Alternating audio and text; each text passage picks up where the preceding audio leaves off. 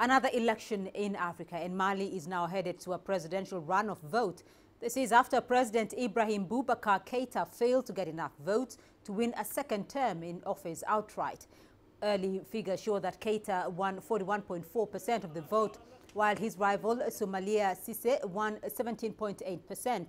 The two, who also went to a runoff vote in 2013, will contest the second round of voting on August the 12th. A candidate needed to obtain more than 50% of the votes to win outright. Businessman Aliou Boubacar Diallo came in third with 7.95%. The Constitutional Court has 3 days to validate the results. We can now cross over to Bamako in Mali. Penina Karibe is standing by for us there. Penina, good to see you there. Now, with the news of the runoff spreading in the streets of Mali, is it difficult to tell who's likely to win the election?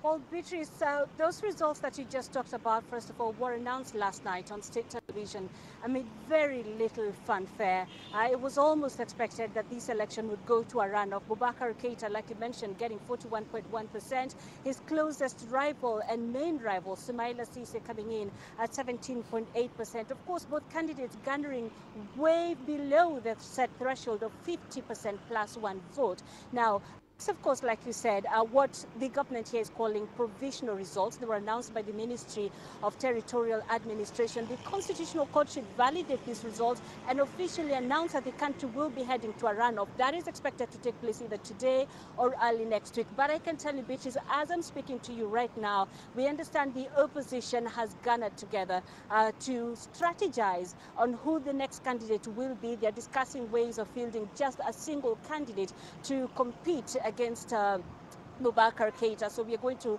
find out the results of that towards the end of the day. It's bound to be a very interesting scenario, Beatrice, but really for people of Bamako, this was almost expected. Well, Penina, it's already an interesting scenario there with the runoff. So what has been the reaction of ordinary people on the news of yet another election?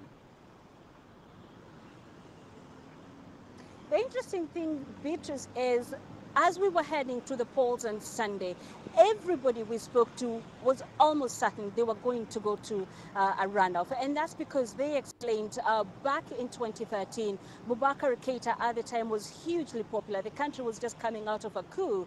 And they did go to a runoff, him and Keita and Cisse. Of course, in the runoff, he won with an overwhelming majority of 77.7%. But this time around, a lot of the pundits have been telling us the situation has changed, because we have quite a big fraction, a significant fraction of voters who were very enthusiastic about the change in their country back in 2012 when this country held the election, that now feel that change didn't come. There was voter apathy, Beatrice. It was a very crowded field. We had 24 presidential candidates, really all scrambling for just 8 million voters. So it wasn't really a surprise for a lot of Malians when it was announced yesterday that Boubacar Keita, who is in the lead, got 41.1%. They really expected that they were going to have a second election, Beatrice. Do give us an assessment, though, Penina, of this election period. Would you say it was peaceful, it was free, and the election was fair? Or what are the political pundits saying?